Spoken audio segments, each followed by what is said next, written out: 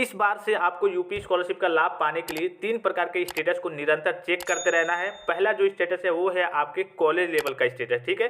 जो दूसरा स्टेटस है वो है आपके DWO लेवल का स्टेटस यानी कि डिस्ट्रिक्ट वेलफेयर ऑफिस का स्टेटस। और जो तीसरा स्टेटस है वो काफ़ी ज़्यादा इंपॉर्टेंट है। अगर आपके पहले और दूसरे स्टेटस सही भी है, अगर आपका तीसरा स्टेटस गलत है तो इस केस में भी आपका पैसा नहीं आ पाएगा।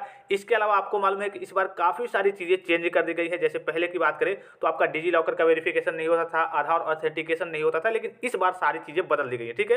तो पहले स्टेटस की बात करें तो कैसे चेक करना होता है, ऑलमोस्ट काफ़ी सारे स्टूडेंट्स को मालूम होगा, लेकिन जो नए सब्सक्राइबर, जो नए बच्चे आते रहते हैं उनके पास जानकारी होती नहीं है। तो यहाँ पे आपको यूपी स्कॉलरशिप के ऑफिशियल वेबसाइट पे आकर के स्टूडेंट वाले ऑप्शन पे आना होता है। और अगर आपने फ्रेश फॉर्म भरा होगा किसी कोर्स में, अपने फर्स्ट ईयर में या फिर कहिए कि सेकेंड ईयर में ही फॉर्म को फिलअप किया होगा, फ्रेश फॉर्म यानी कि पहली बार फॉर्म फिलअप किया होगा तो आपको फ्रेश लॉगिन करना है। अदरवाइज अगर आपने दूसरी या फिर तीसरी बार फॉर्म को फिलअप किया होगा, रिन्यूअल किया होगा, तो रिन्यूअल लॉगिन पे क्लिक करना होता है। जैसे इस पर क्लिक किए रहेंगे थोड़ी देर तक, अगर मोबाइल फोन से करेंगे तो आपके पास कुछ इस प्रकार का इंटरफेस ओपन होकर आएगा। प्री मैट्रिक यानी कि कक्षा 9-10 होता है, इंटरमीडिएट स्टूडेंट लॉगिन कक्षा 11-12 होता है, post matric other than inter student login यानी कि कक्षा 9-10 और 11-12 को छोड़ करके उससे ऊपर की जो भी पढ़ाई होती है, जो भी कोर्सेज वगैरह होते हैं, ग्रेजुएशन के, पोस्ट ग्रेजुएशन के, डिप्लोमा के, उनके लिए तीसरा ऑप्शन होता है। तो ये आपका होता है नॉर्मल सा जो स्टेटस होता है। अभी फिलहाल में आपके कॉलेज लेवल का स्टेटस रिलीज हो रहा है, ठीक है, मतलब रिलीज हुआ है। यहाँ से भी एक ऑप्शन आता है। तो अभी यहाँ पे अगर आप जाएंगे तो ये आपका 2022-23 का दिखाएगा, 2023-24 का नहीं दिखाएगा।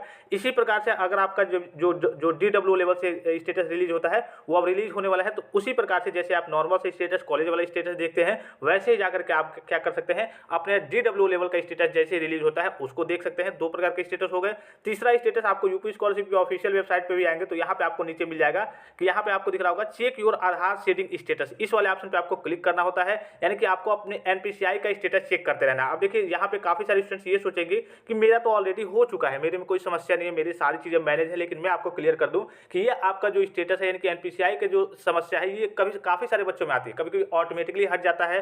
आपने ऑफिशियल नोटिस, अगर रेगुलर आप वीडियो देखते होंगे तो आपको सारी चीजें मालूम होंगी। वहां पे दिया रहता है, क्या दिया रहता है कि आप अपने, जैसे मान लीजिए आपका स्कॉलरशिप का पैसा आने वाला है, मान लीजिए 2 महीने, 3 महीने, 4 महीने जब भी आए, तो आपको हर 2 माह में, 3 माह में आपको कम से कम बैंक में ट्रांजैक्शन करते रहना है कि आपका बैंक वगैरह ब्लॉक तो नहीं हुआ है या फिर कोई उसमें समस्या तो नहीं है। तो ये आपका होता है एक प्रकार का तीसरा स्टेटस है, NPCI का स्टेटस। अगर ये आपका इनएक्टिव हो जाता है या फिर कहिए कि गलत हो जाता है, रिजेक्ट हो जाता है, तो इस केस में भी आपका जो पैसा है वो आपके बैंक अकाउंट में नहीं आ पाएगा। तो ये 3 प्रकार के स्टेटस इस बार आपको ध्यान रखने हैं और निरंतर चेक करते रहने हैं। सारे स्टेटस रिलीज हो रहे हैं। जो NPCI का स्टेटस है वो आपको तो पहले भी आपने चेक किया होगा, अगर वो आपका एक्टिव दिखा रहा होगा, फिर से आपको चेक करते रहना है और बैंक में ट्रांजैक्शन जरूर कर लेना है कि आपको जो आपका पैसा आने वाला है स्कॉलरशिप का, तो उसमें कोई समस्या, उसमें कोई बाधा क्रिएट ना हो। आशा करता हूं कि वीडियो आपको काफी ज्यादा हेल्पफुल लगा होगा। और भी कोई जानकारी चाहिए तो आप कमेंट करके पूछ सकते हैं। फिलहाल इस वीडियो में इतना ही, इजाजत दीजिए। धन्यवाद, थैंक्स फॉर वॉचिंग। मिलते हैं नेक्स्ट वीडियो में।